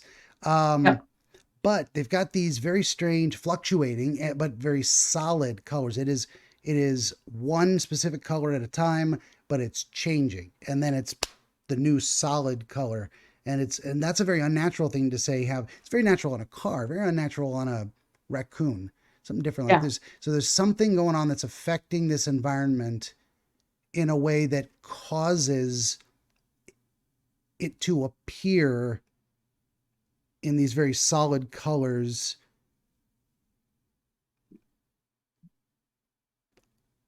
Alternately, I guess is the word I'm looking for. Something about the idea of these things aren't existing in their natural form in a way like a car doesn't spontaneously change colors, of course. So something Yeah. is causing this color change, and it's causing it to be a very one color at a time, one specific color at a time. The feeling it's okay, now it's green. And that's all there is to it. There's no it is solid green, and now it's solid this, and now it's solid. Then that was the feeling to it. Yeah. Yeah, very interesting. And more than anything, I'm saying it out loud to myself and for repeating back clarification. Do I have it right? But also trying to get my brain around like what is the experience that you're having. At what point do you think you had that feeling that your grandmother was near? Did, Yeah. When did I feel her? I would say right when it snapped into the field. So I don't remember okay. seeing or feeling her there in the mall or near the pillars. No. Um, and it was a mild feeling, you know. And it was just brief, like she didn't stay with you the whole time, just like, oh, she's here or was here. Or Yeah, I it was feel just, her for a moment. and I mean, it could have been her, or it could just be that she was the one that I was usually at that mall with all the time. I don't know. But no, I was in the field when I felt her. And I can also say, I found the experience to be oddly interesting, but there was no fear or panic or this isn't right. It was just, well, look at that. Huh. Yeah. Oh.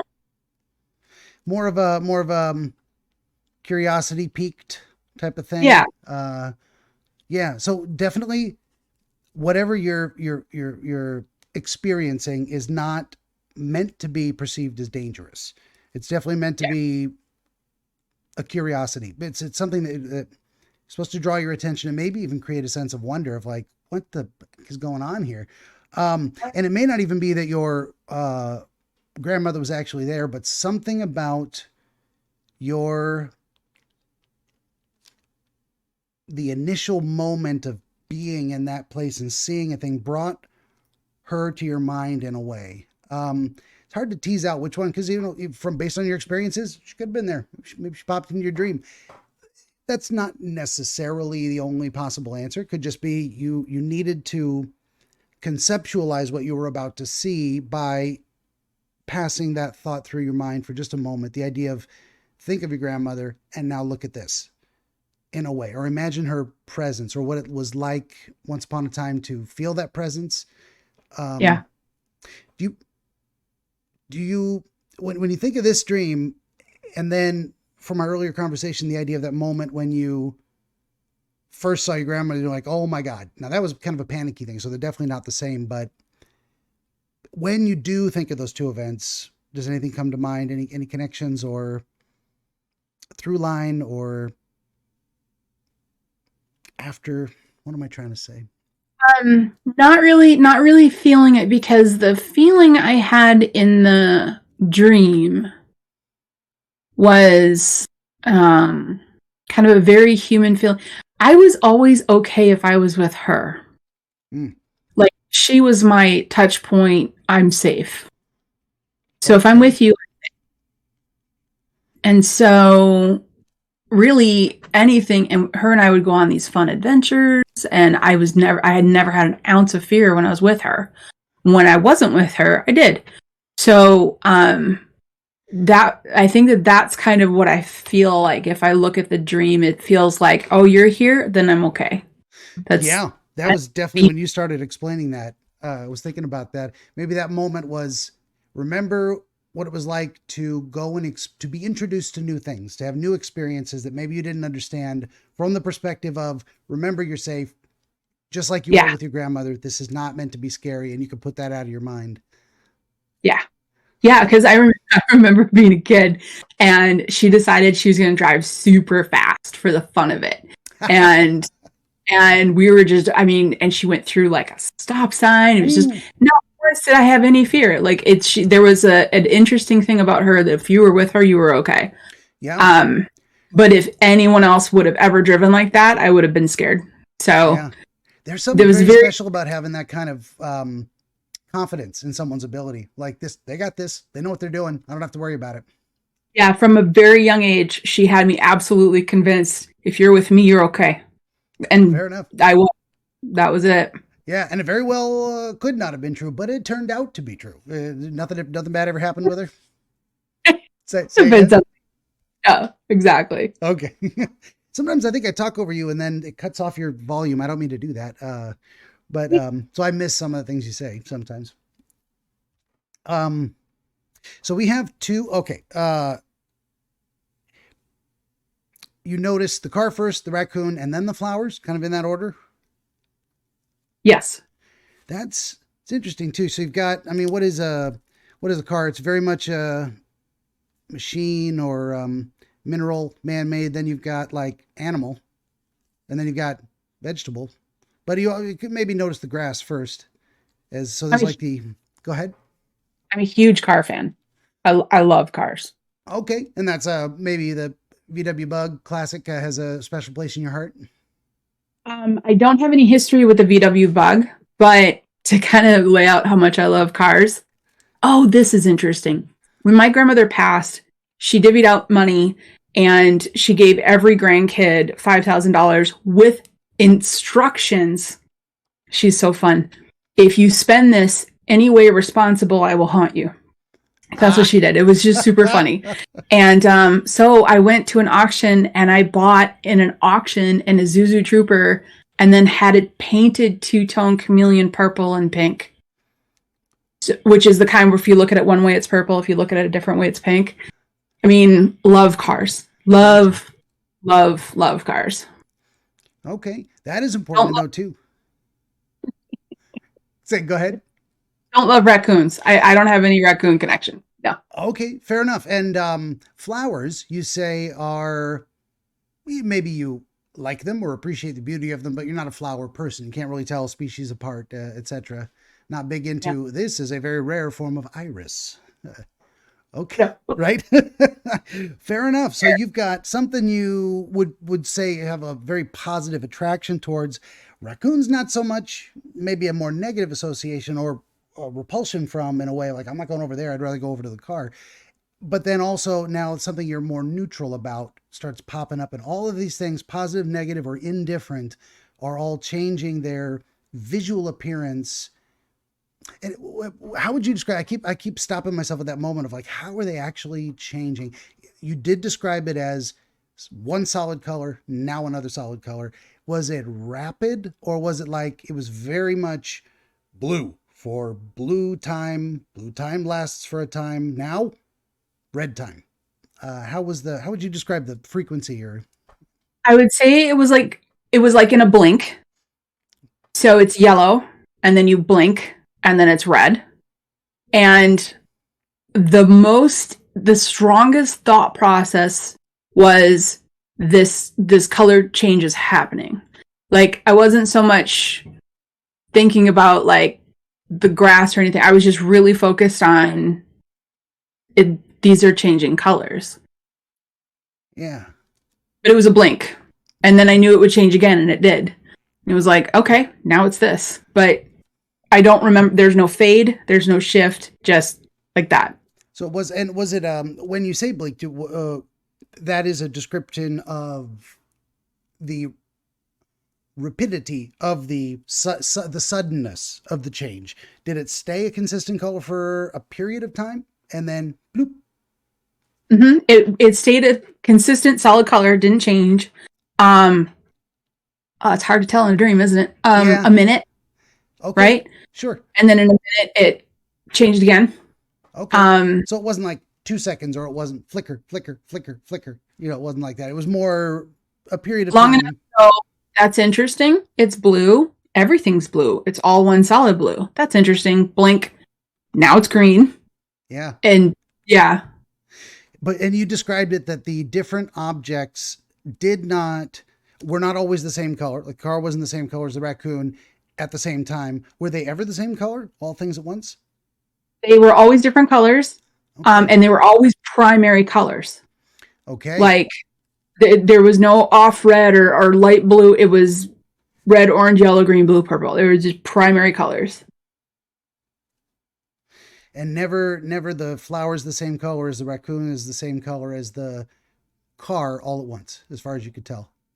Correct. I would say in my vision, my viewpoint area, when I did pay attention to the flowers, there was probably like 8 flowers. Okay. And I did know that they were all different colors, even though there's not that many primary colors. But yeah, in my head, that made sense. But nothing was ever the same color at the same time. And even each individual flower were different colors from other flowers as Yeah. they changed. Okay, so it isn't maybe a whole categorical thing.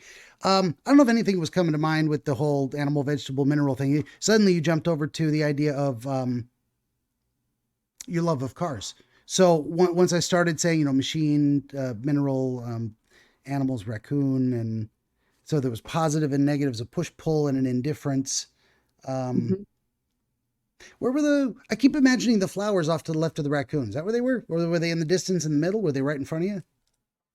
They were scattered all over, but they were a good 8 to 10 feet apart from each other. Kind of evenly distributed, all intermixed. Yeah. Okay, fair enough. And at no point did the raccoon have didn't go anywhere. The car never moved. No. And at some point, I remember knowing that the car was real, like a real car. And I remember knowing that the raccoon was a real car. And it wasn't odd to me that they were solid colored like that, like you dipped it in a paint bucket. That for some reason didn't feel odd. I was just focused on the color changing. Yeah, for sure. And that may be less relevant than the specific colors. So we've got, I'm trying to put it in. into my own terms and feed it back to you a little bit too. We've got a variety of different objects, and the point there is that, I mean, in a way, they're all still the same thing. Raccoon's still a raccoon, even if it's a different color. The nature of the colors itself, it may not be as important. The sequence of the colors, more the idea of, so you don't obsess over what shade of pink that was. Let's just make it yellow, and very clearly now it's blue. These are two different colors. The contrast of the primary colors would probably be the more important thing to get the message across. And as you said, the thought you were having was, I need to see that this color change is happening. Well, where was I going with that? The idea that you've still got the same object. The color didn't change the fact that it's a bug. The color didn't change the fact that it's a flower or a raccoon. Did you have a thought there, or? No, I was just really getting into what you were saying. Okay, good deal. No, because I sometimes I forget to look for people, and they'll go, I'll suddenly see someone go, and I'm like, okay, I know what that means. I can read that enough to go, wait, I need to shut up for a second. What did you just think? But saying it that in that way is that the nature of it didn't change, but the appearance changed, and that you needed to see that in some way. What, does that bring any thoughts to mind? I mean, yeah. I'm trying to put words to it. Take your time. Would it be something that like I'm going through right now? Like, is that usually the typical thing with dreams? Yeah, typically. And that's one thing I've completely failed to ask you is what's going on in the week before. You talked about like, 17 years ago. Yeah. Because that's what popped into my head when you said it. You said the nature isn't changing of the object, but the appearance is. And, I just got done, going to a family function, with some previous family, folks in there, who I have not communicated with for a number of years on purpose. Mm-hmm. I went through, I know I'm being a little bit vague, but I've got kids and perfectly fine. Yeah. And so I went to a family function. I was with people that I hadn't been with in years, and I hadn't been with or associated with on purpose, and experienced the exact same nature of their being. It was a rinse and repeat. And I remember going home thinking, I'm glad I'm not in that anymore. Gotcha. Like, I'm really glad I'm not in that anymore. And that just happened like 2 weeks ago. It was actually a pretty big deal. Yeah, for sure. No, I think that's very powerful. If all of this got us to that moment where we're starting to, where it was finally possible to kind of connect that realization of, because you look at people and, they're wearing different clothes on different days. They got older, they changed their hairstyle. There's a lot of superficial elements that will be visually different about them. But your experience was the nature of the person hadn't changed. Any changes that were observable were superficial, were exterior, not. Yes. And come to think of it, at this family function, there were a few individuals there that are my heart, are my love, I'd step on a train tracks for you. You know what I mean? Like, they're just the most amazing individuals. And then there's the individual that, no thanks. So I think that might be the car, and it might be the raccoon. And then there's a bunch of people I didn't know. So maybe that's the flowers. Yeah, no, isn't that amazing how this stuff just starts to kind of pop in? I'm like, oh my God. Now, all of a sudden you said that, I went, oh, I've just been around a situation where I walked out of it and went, the nature of people the way that I word it is they're playing the role that they're playing. Yeah. And, I very much have been moving toward positive, loving, compassionate individuals and moving away from those who are not. And so I was put back in that big old family mix and went, yeah, very much. For sure. There's that classic saying of a tiger can't change its stripes. Also, though, even if you shave the tiger and paint it blue, it's still a tiger. It does not change its nature. Yeah. Yes, exactly. Exactly. So it was this odd mixed event because it was so joyous and so wonderful Yeah. too. It was an odd mix. Yeah. And we even have the idea of traveling through a kind of transitional space, this mall area where it's all very organized, that leads you to what you see on the inside that is so infinitely big. What is it? It's a representation of the past. So you're actually honestly going back to your past to meet people you've known from your past, family, etc., that you maybe haven't had. So this is like there's a bit of time traveling. There's a bit of I haven't seen them for 10 years or whatever, or however long, and bloop, now I'm here. And that going to what am I trying to say? Maybe I've already said it and I'm being redundant, but there's very much an aspect of returning to the past, going to a family function. If that makes Yes, and sense. can I throw out something else too? Yeah.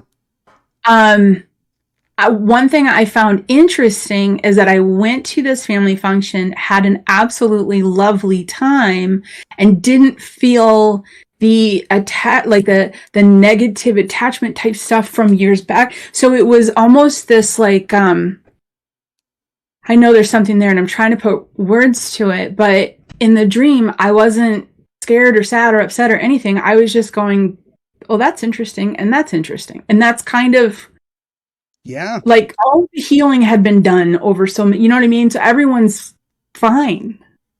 I don't know if that makes Yeah. sense. No, for sure. So there's this connection with the past, the mall. This is your childhood. This maybe people you've known since childhood, or at least since your first 20 years of life.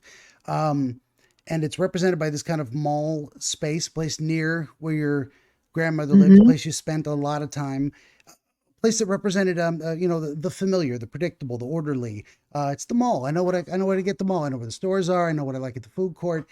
But this passage through the, it's almost like a foyer into the main area, which is actually this realization. And the moment and you have to you have to choose to walk through the pillars. You have to choose to open the door to the mall, transverse the space into the past, walk through the pillars to see what's on the, you couldn't see what was on the other side until you chose to went through some decisions we can't understand until we commit to it and it plays out and we go, I see why I needed to do that. And your first impression, what you're saying to yourself on the other side is, don't worry, it's like grandma's here. I'm as safe as houses. Now I can just look at what's happening and show it to myself honestly, in all its colors. Exactly. I am now so far outside of the old situation. Everyone's fine and safe and fine, and now you can just see it the way it is. Yeah, Yeah. that's And pretty cool.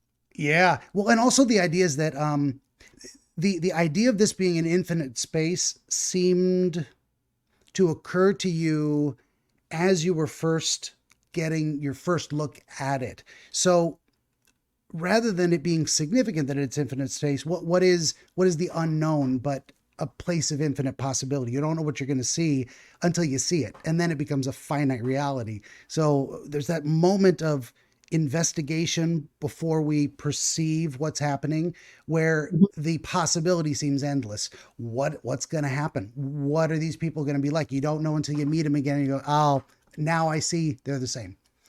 Exactly. That was exactly it. And I also I also recall in the dream this feeling of um just everything around was just very beautiful. Yeah. And it was a feeling of like I do recall upon making that shift out of those old relationships having that sense of freedom and possibility and tons of joy now coming into my life. And so that, yeah, but the nature of things, that is exactly what I took away from the situation. I went, yeah, yeah, raccoon's a raccoon. I mean, Yeah. What are you going to do? It's going to be a you raccoon, and I have to decide, do I like that or not? Do I want that in my life? Am I going to, you know, I don't hate. I wasn't hating the raccoon. The yeah, raccoon didn't even pay attention, and it was exactly like that. It was just well, and there's some flowers. I'm not familiar with those flowers, for but they're sure. there. And it's nice you to yourself, and that I like to do a little contrast. What ifs?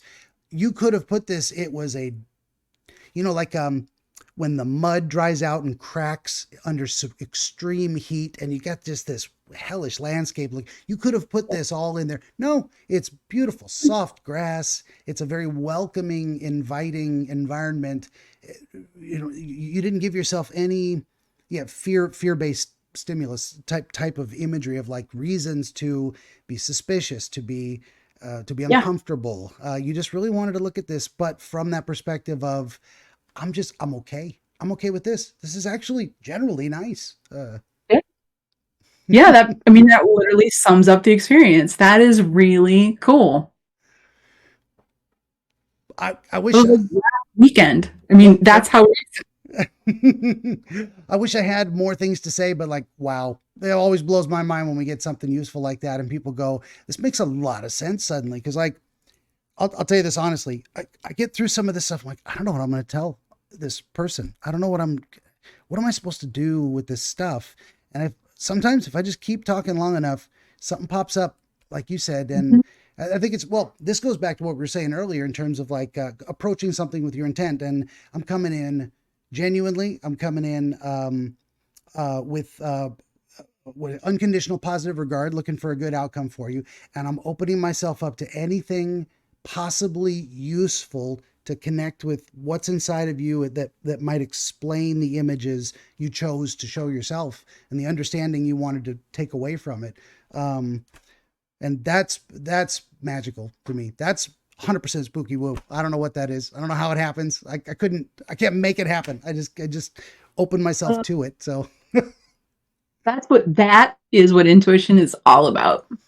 I hope that's what I'm able to do even better next time. That is also my goal too, is to keep getting better, to keep leaning into that openness. Something I can't control, but this was really cool. All right. I'm glad you enjoyed it. Hopefully everybody does. They don't feel it's a waste of time, No, I don't feel like it's a waste of time, because it almost like, it's probably going to sound maybe odd, but it feels like it closed the chapter. Like I said, it was last weekend. Mm-hmm. And the human part of you is like, ugh, right? But for some reason, I feel like this conversation like closed the book and I put it away. I don't know. Yeah, very much so. Well, this happens with folks with recurring dreams. I know you mentioned you had one. If I got like maybe 5 or 10 minutes, so we can get into that for a minute if you want to. But the proof, as I say, the proof is in the pudding type of thing, in terms of if we hit a good understanding, recurring dreams of a certain time will often stop or change.